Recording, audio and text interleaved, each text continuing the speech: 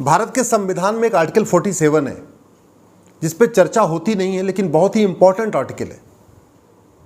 Article 47 ये कहता है भारत को नशा मुक्त और शराब मुक्त राष्ट्र बनाना है, और स्टेट शैल, ये राज्य की ड्यूटी है, ये केंद्र की ड्यूटी है कि भारत को नशा मुक्त और शराब मुक्त राष्ट्र बनाए। दुर्भाग्यवश संसद में इस पर चर्चा नहीं होती, विधानसभा में इस पर चर्चा नहीं होती, और नतीजा ये हो गया है कि गांव-गांव शराब के ठेके खुल गए हैं, गांव-गांव चरस, अफीम, कोकीन बिकना शुरू हो चुकी है। शहरों के हर मोहल्ले में गांजा, अफीम, शराब, चरस पहुंच रहा है। भारत के कॉलेजेस के अंदर जहां बच्चे बीए, बीएससी, बीकॉम करने आते हैं, बीबीए करने आ रहे हैं, इंजीनियरिंग करने आ रहे हैं, मेडिकल करने आ रहे हैं, वहाँ पे सिगरेट के खोखे में गांजा पहुँच रहा है। सिगरेट देखने में सिगरेट होता है, एक्चुअल उसके अंदर चरस होती है। देखने में सिगरेट होता है, उसके अंदर अफीम होती है। कौन जिम्मेदार है इसके लिए? इसके लिए केवल और केवल सांसद और विधायक जिम्मेदार हैं। लेकिन आप लोग भी इसके लिए जिम्मेदार हैं। हो सकता है आपका बच्चा भी नशा कर रहा हो, मुझे नहीं पता। हो सकता है आपका बच्चा नहीं तो आपका भांजा, भतीजा, नाती, पोता कोई ड्रग ले रहा हो, सिगरेट ले रहा हो, चरस ले रहा हो, अफीम ले रहा हो, मुझे नहीं पता। समाज भी जिम्मेदार है, हमारे सांसद विधायक भी जिम्मेदार हैं, और हमारे धर्मगुरु भी जिम्मेदार हैं। सुबह से लेकर शाम तक राम कथा करने वाले, कृष्ण की कथा करने वाले इस आर्टिकल 47 को लागू करने की मांग क्यों नहीं करते?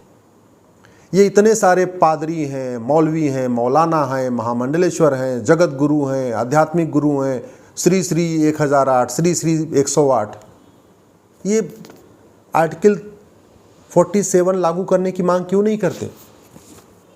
और मैं तो ऐसे चमत्कारी बाबाओं से पूछ रहा हूँ, आपके पास अगर इतना चमत्कार है कि आप लोगों का भला कर सकते हैं, भूत उतार सकते हैं, प्रेत उतार सकते हैं, सब कुछ कर सकते हैं, तो भारत में ड्रग स्मगलर को क्यों नहीं आप पकड़ सकते? ड्रग स्मगलर की बुद्धि आप क्यों नहीं ठीक कर सकते? अगर आपके पास इतनी शक्ति है, सीधे सीधे आप जो मज़ार पे आ रहा है उसको भी आप ठीक कर दे रहे हो, जो दरगाह पे आ रहा है उसको भी ठीक कर दे रहे हो, जो मंदिर में आ रहा है उसको भी ठीक कर दे रहे हो, जो चर्च में आ रहा है उसको ठीक कर रहे हो, तो मैं इस देश के सभी पादरी, मौलवी, महामंडलेश्वर, धर्मगुरु, कथावाचक, राम कथावाचक, कृष्ण कथावाचक, जो भी लोग हैं, जो भी धर्मगुरु हैं, किसी भी पंथ के हैं, चाहे वो जैन मुनि हो, चाहे बौद्ध गुरु हो, चाहे वो दलाई लामा जी हो, चाहे महामंडलेश्वर हो, सबसे निवेदन करता हूँ, आप इस देश को नशा मुक्त, शराब मुक्त क्यों नहीं बना पा रहे? आप इस देश के सांसदों और मंत्रियों की बुद्धि क्यों नहीं ठीक कर पा रहे हो कि वो आर्टिकल 47 के ऊपर बहस करें? आप इस देश के जो ड्रग स्मगलर है उनकी बुद्धि क्यों नहीं ठीक कर पा रहे हो कि भैया वो नशा तस्करी वाला काम छोड़ दें? पूरा हमारा समाज बर्बाद हो रहा है, पूरा देश बर्बाद हो रहा है, परिवार के परिवार बर्बाद हो रहे हैं। करोड़ों माता पिता अपने नशेड़ी बच्चों से परेशान हैं, करोड़ों हमारी बहनें अपनी नशेड़ी पतियों से परेशान हैं, करोड़ों बच्चे अपने नशेड़ी माँ बाप से परेशान हैं। पूरे घर में तनाव है, कलह है, नशे के कारण परिवार पूरा टेंशन में है, और इसमें संविधान में और इसमें संसद में चर्चा नहीं हो रही है, न विधानसभा में चर्चा हो रही है। और मुझे तो सबसे आश्चर्य होता है, चलो ठीक है, ये सांसदों विधायकों को तो इन नशा तस्करों से पैसा चाहिए, नेताओं को तो नशा तस्करों से चंदा चाहिए, उनको चुनाव लड़ना है, पॉलिटिकल पार्टियों को इन ड्रग स्मगलर से चंदा चाहिए, उनको अपना चुनाव, पूरे पार्टी चुनाव का प्रचार करना है। आपने देखा होगा दिल्ली में किस तरीके से कट्टर ईमानदार सरकार ने जो शराब माफियाओं से पैसा ले लेके किस तरीके से, अभी तो पकड़े गए, जेल में भी है ना, जो शराब लीकर स्कैम हुआ है, छत्तीसगढ़ में लीकर स्कैम हुआ है, आपके झारखंड में लीकर स्कैम हुआ है। लेकिन इस देश के धर्मगुरु जो सुबह से शाम तक ज्ञान दे रहे हैं, मजहबी मौलाना जो सुबह से शाम तक केवल तालीम दे रहे हैं, पादरी जो सबको प्रेयर करा रहे हैं, सबको चर्च में बुला बुला के प्रेयर करा रहे हैं, ये पादरी, मौलवी और धर्मगुरु एक साथ मिलके नशे के खिलाफ हल्ला बोल क्यों नहीं कर रहे?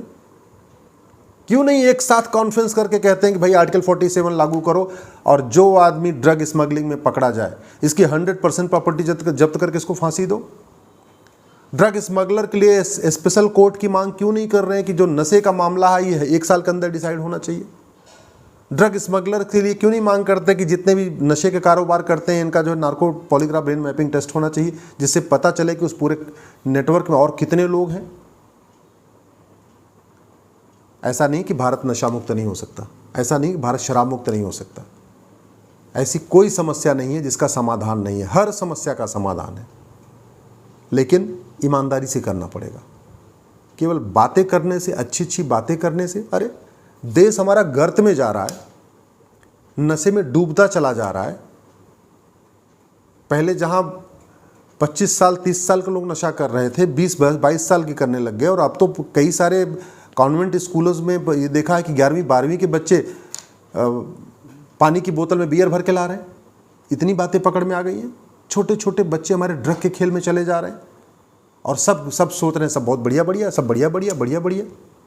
अच्छी अच्छी बातें करने से समस्याएं ठीक होती हैं क्या? मैं इस देश के धर्मगुरुओं से निवेदन करता हूं, आप अपनी कथा में एक बार इन नशा तस्करों को फांसी देने की मांग क्यों नहीं कर रहे? इस देश के सभी धर्मगुरु, सभी महामंडलेश्वर, सभी शंकराचार्य, सभी पादरी, सभी मौलवी, सभी जितने भी बौद्ध गुरु हैं, जितने भी जैन मुनि हैं, ये सब लोग एक होके ड्रग स्मगलर के खिलाफ हल्ला बोल क्यों नहीं कर रहे हैं? नेताओं का समझ में आता है, उनको चंदा मिलता है, पॉलिटिकल पार्टियों को समझ में आता है चंदा मिलता है। क्या इस देश के धर्मगुरु भी ड्रग स्मगलर से चढ़ावा ले रहे हैं क्या? क्या इस देश के मौलवी, मौलाना, जैन मुनि, बौद्ध धर्मगुरु, पादरी, जगत गुरु, महामंडलेश्वर, क्या ये लोग भी इन ड्रग स्मगलर से पैसा ले रहे हैं? अगर नहीं ले रहे हैं तो फिर इनके खिलाफ बोल क्यों नहीं रहे? अगर नहीं ले रहे हैं तो ड्रग स्मगलर्स को फांसी देने की मांग क्यों नहीं कर रहे? अगर नहीं ले रहे हैं तो सिंगापुर में जैसा कानून है, मात्र 900 ग्राम गांजा मिला था सिंगापुर में और फांसी हुई है। गूगल कर लेना आप, 900 ग्राम गांजा मिलने पे फांसी हुई है। वो जो 900 ग्राम गांजा लेके घूम रहा था यहीं अपने भारत का रहने वाला था, तमिलनाडु का रहने वाला था, जो सिंगापुर में कहीं 900 ग्राम गांजा लेके जा रहा था। ऐसा कानून भारत में क्यों नहीं बन सकता? हमारे सारे धर्माचार्य, महामंडलेश्वर, मौलवी, मौलाना, पादरी, जैन मुनि मिलकर सरकार से क्यों नहीं मांग करते कि हमें नशे के खिलाफ सिंगापुर जैसा कानून चाहिए, हमें नशा तस्करों को फांसी का कानून चाहिए? परिवार के परिवार तबाह होते जा रहे हैं, परिवार के परिवार बर्बाद होते जा रहे हैं। ड्रग की खेप पकड़ी जा रही है, कहीं 50 किलो, कहीं 60 किलो, कहीं 200 किलो, कहीं 300 किलो खेप पकड़ी जा रही है, और इसके बाद भी अगर मौन है तो कुछ तो गड़बड़ है। कौन सी ऐसी शक्ति है, कौन सी ऐसी पावर है जो हमारे धर्मगुरुओं को नशे के खिलाफ बोलने से रोक रही है? आप खुद सोचना, खुद विचार करना। और यदि आप किसी धर्मगुरु को जानते हो, किसी मौलवी को जानते हो, किसी पादरी को जानते हो, तो ये वीडियो उन तक ज़रूर भेजना और उनसे कहिएगा इसको ध्यान से सुने।